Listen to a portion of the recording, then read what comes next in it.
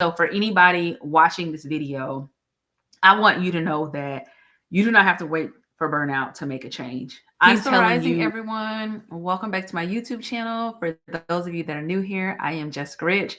And on this channel, we talk about all things self love, self worth, self care, self improvement, anything that helps you become a better version of yourself. We're going to talk about it here on this channel.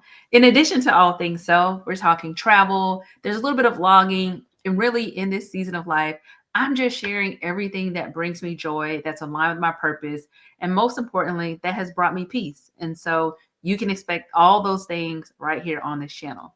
You know, for a long time, I lived in this hustle mode. I experienced long hours, constant demands, and always trying to prove myself in the corporate space. For those of you who haven't heard my prior videos, but at one point, multiple times in my career, I was working 6 days a week, 12 plus hour days. I remember in 2020, after the hurricanes, I was working easily 14 to 16 hours. Like that was my life and that was the norm. But eventually that all caught up with me and I hit burnout. But here's the truth, my shift didn't happen overnight. I just didn't start experiencing these things last year. About 5 years ago, I started to realize that hustle culture no longer really worked for me. I hit a wall and it didn't align with the woman I was becoming. I began the process of choosing myself piece by piece. And when I look back on it, I'm like, all the work that I was doing was to get me where I am. And at the age of 39, I can honestly say I've traded hustle for harmony, and it's been one of the best decisions I've ever made in my life. Burnout for me was real. I was tired. I was always eating on the go. I was missing out on things that actually really mattered to me because I just didn't have the energy to do it. I didn't have the energy to try new things. In February 2020, I remember me taking the first big step in this whole process and journey of me choosing myself. I decided to sit down with a therapist, and that was the beginning of this journey of me learning to not only love Jessica more, but how important self care is, and that it truly was not optional. Like I had to make it a part of my life, and I had to be very intentional about it. Over the next year, I was really investing in myself. Anyone that knew me know I started talking about the self care conversation, knew that I started talking about boundaries and respecting and honoring myself. I even became a life coach because what that process taught me was you can still pour into people, you can still, empower individuals while protecting yourself and setting boundaries. And so coaching has allowed me to do that. And so that just wasn't me showing up for myself. It was allowing me to show up for other people, which I had loved for many years. That's why I enjoyed leadership. But it allowed me to be able to set that boundary where I could still do those things, but I could cut it off. And so when I think back about where I was in 2020, when I started this journey, I was already starting to search for the person I am today inside me and allow her to come out and blossom. And so I do think that's like when I started realizing hustle culture just may not be for me. At the time, I wasn't using that term. It's something that I know over the last year, I've had a lot of people kind of mention to me, how do I feel about it? I even had a podcast interview that question was specifically asked of me. And so I didn't know what to call it at the time. But now when I look back, I started realizing like, this isn't working for me. And so I started to shift, right? I'm realizing that what once was defined as success for me no longer fit the mold. Like I was no longer that person when I had started back in 2007, 2008. And success wasn't just about climbing the corporate ladder or collecting the titles, the designations, the degrees. Success for me was about me really understanding and asking, what does Jessica want? What does Jessica desire? What brings Jessica joy? And, that meant creating spaces where I not only was able to pour into myself, but creating spaces where I could thrive, creating spaces where I could create a space and coach women, empower them, creating a space and experiences where I could travel, saying no without guilt. Those are things that started to make me feel more whole, made me feel more connected with myself, and helped me learn more about myself. And so I wasn't just doing it to do more. It was about aligning with who I really am and someone who I never thought that I would be. If you think back 10 years ago, But that was just the pieces and the steps and the process to getting me to where I am today. And so when I think about me leaving corporate America, it didn't just happen suddenly, right? It was a period of time where I was discovering what harmony really looks like. It was me finally giving myself permission to live in harmony and accept that I can harmonize my personal and professional life. And it doesn't have to always be so stressful, and it doesn't have to always be so out of whack. Now, I do understand there's certain seasons when things just kind of, there is more of a priority, or things, peak seasons that may occur. But it felt like it was always just out of whack. It was never integrated. And so for me, it's allowing me to give myself permission to harmonize the two. And I now see that I had been working towards that. And it may seem back then, especially like a year ago, that it was happening much slower than I think. But looking at it from where I am now, it happened a lot quicker than I really thought. When you're in it, right, going through the mud, it feels slower. But 5 years to me, I think, is pretty quick. Am I right or wrong? But on the other side of leaving corporate America, what I do realize is I stopped chasing every opportunity just to do it or to prove myself to someone else. I remember at one point in my career, I was doing all the things that I thought I needed to do to get the promotion, to get the recognition, to be supported for different development opportunities, to be supported for even consideration for promotions, to put my name in a hat to say, hey, in 18 to 24 months, or to 12 to 18 months, this person will be ready for promotion or additional opportunities. In 2010, I remember I said that I was going to do everything where they couldn't tell me no. I made myself competitive. And looking back at that, it was great for me in the moment. It allowed me so many opportunities, but I kind of carry forward that mindset. Like, I'm going to make sure that I'm competitive. And so when I'm ready or want different opportunities, I'm already going to be positioning myself where you can't tell me no. I'm going to do all the things, right? And so me chasing those opportunities, or chasing what I thought I wanted at the time, or what was supposed to be the next step, it really put me in a position where I made a lot of sacrifices, and I did not have a lot of opportunities to enjoy certain parts of life and certain things. And now I look at myself, and I'm choosing opportunities that really align with my values, not just with income. I think when I talk to a lot of people, the main concern is, you went from a corporate America leadership role to being a full-time professor. And I have had people not ask about how much I make, but they'll bring up the income. And because that is a fear that a lot of times that will hold us back. And so for me, I don't even think about it. I don't think about it. I'm just like, look at the freedom and the ability and flexibility that I have, the capacity that I have. I'm able to get up, work out at 6 a.m. After I get done my 6 a.m. workout, I can walk a few miles, come home, shower, make my protein coffee and start my day. And I don't feel the pressure that I felt before.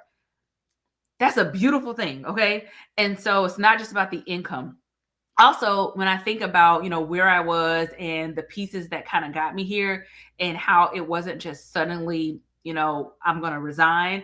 I started to set stronger boundaries. I made certain things non-negotiables. I really respected my time, even though I had gotten to a place of burnout. Things that I put on my calendar for myself, I did not move them unless it was a situation where, like, I just needed to be on a meeting, or I could not move it. I know I also was very intentional about FMLA protection. I have seasonal allergies and did not experience allergies until I moved to Texas, but I have really, really bad seasonal allergies. And so when I made the decision to get allergy shots and get them again because the allergies had triggered asthma, my pulmonologist was like, I really think you need to consider this. And so I remember, at the time, my leader basically saying, you're a leader, do what you need to do, take care. And for me, one thing I wanted to make sure I did, and for my allergist, I'll tell you this. So before my allergist moved, I had been going there for 10 years. They knew me by always having my laptop. I worked there during my appointments because at one point I was going weekly and then I go monthly. I was always working, and I got FMLA protection because if I got to drive there 40 minutes, I have to sit there about 45 minutes because I have to wait for the injection. I have to wait 30 minutes to ensure I don't have a reaction. and then I have to drive back home, I don't want to have to worry about what I missed at work. I didn't want to have to worry about like me getting back and somebody saying, "Where were you? Where were you? You didn't respond to this timely." And so a part of setting that boundary for me was getting the protection where when I'm gone, I'm gone. It don't matter what happened during that time. I'll submit my time to get approved to show like this was FMLA. And so anything that happens during that time, oh well. And so for me, that was a part of setting the boundaries and really protecting my peace, because that not having it left an opportunity for me to like really make me experience anxiety. And I didn't want to do that, because at one point it was almost difficult to walk away from your laptop, your work phone, not be responsive. And so I didn't want to position myself. And so I started setting stronger boundaries. Now that was more later towards the last few years, but before that, I had already started being very intentional about my calendar, honoring my boundaries as far as taking a lunch. If I had a lunch, walking. Eventually, at some point, those things really, really started to be difficult to maintain, and that's what contributed to the burnout. It was almost impossible to do those things because there were so many meetings back to back. If that makes sense, it was you were basically put in a position where lunch was at your desk, and that's where I'm like, this isn't working. It was also like I had been trying to make corporate fit into my life, where I had grown to be. It was basically like a square going into a circle. That's what I think about it. And once I stepped away, I realized I stopped forcing it to try to make it fit, like I'm pushing it in. And there was just no way it was going to happen. And the funny thing is, the realization for me came back in 2022. I remember I was talking to someone and I was just like, I live a very peaceful life. I've gotten to this place where I practice self care. I'm prioritizing myself. There's things that I'm doing, and I just feel like I don't think this job aligns with it. I remember having that conversation summer 2022. And when I think back, that to me was a sign that I knew early on it probably was not a good fit. I had done everything I could before leaving to try to make it work, because I had implemented and established all of these, things as far as self-care, pouring into myself, like how could this not work? But I knew then along in my journey, because of all the work I had done, that this was not a good fit. And so for me, making that decision to trade this hustling mindset and hustle culture for really the harmony that I enjoy when it comes to peace and purpose, and just really enjoying life. It wasn't about me stopping to work hard. I still feel like I work very hard, but it meant that I was no longer going to sacrifice myself for a job, for an income, for a title, or what other people thought that I should be doing. I made this decision that this is my journey, this is my life. And so the things that I started to do 5 years ago, the foundation that I set before I walked away, finally helped me get to a place at the age, I was actually 38 at the time, turning 39, but get to a place where at 39, I could fully step into the woman that I was becoming and I had been working on from 5 years ago. And so for anybody watching this video, I want you to know that you do not have to wait for burnout to make a change. I'm telling you, I started doing all the things to take care of Jessica, to pour into myself. I was doing the things. Anyone who knows me knew that I would do like self-care weekends at different hotels in Dallas. And that's something that I really, really enjoyed. And then I no longer could do it. It just became a situation where I didn't have the energy. And so I probably could have forced myself, but when you think about self-care, you also don't want to force yourself to do certain things that brings you joy. And if you don't have the energy, you just can't do it. But when I think about just all the things that I did in 2020, 2021, 2022, and then slowly starting to see that downhill spiral of all the work that I had done starting to unravel, and me fighting to make it work, right? I'm pushing this square into the circle because I got all the foundational skills and I know what I'm supposed to do, coping mechanism skills. I remember someone saying like talk to your therapist. I already got those things. I know. But I was trying to force this job or this title that no longer fit into who I am and the life that I was living and desired to live, and the peace that I was now innerly like experiencing and just trying to force to make it work, and it just didn't happen. And so I am living proof that you can walk away and be okay.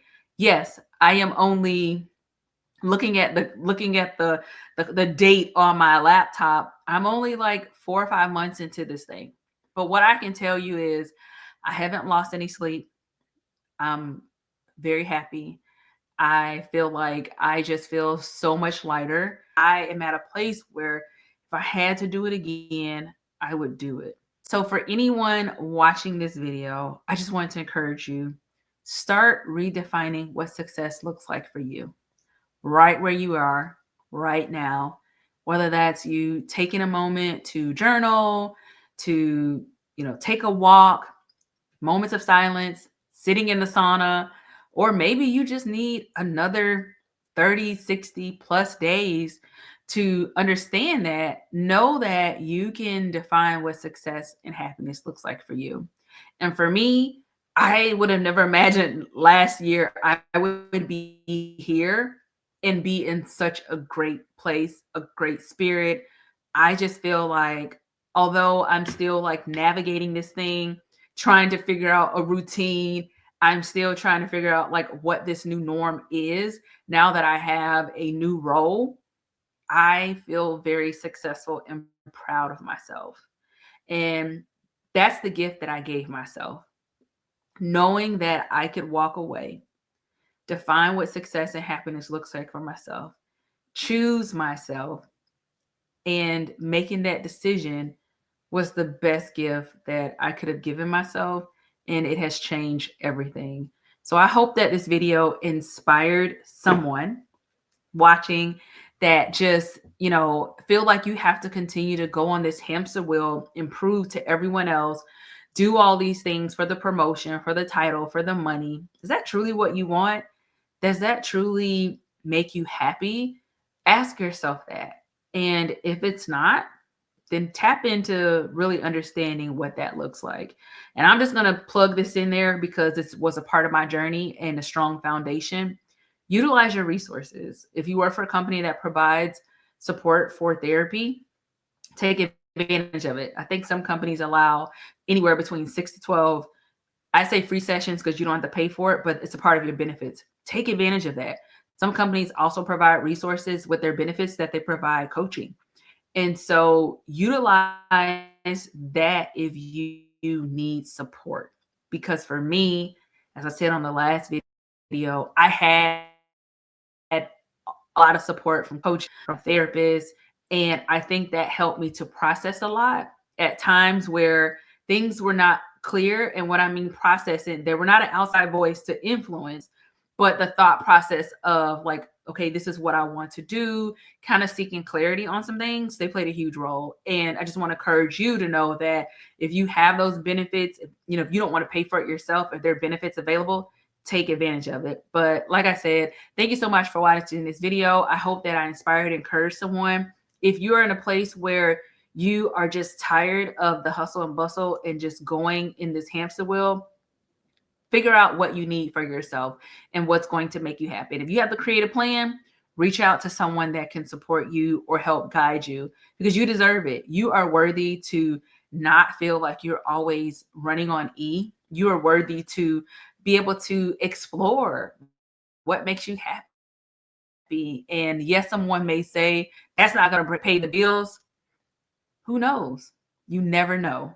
But you never know what will end up paying the bills. Because if you asked me a year ago, it wouldn't have been teaching. And so I hope that you enjoyed this video. I hope that you come back and listen to more because this is just a few of many. And I hope that you have a good day. See you on the next one. Bye.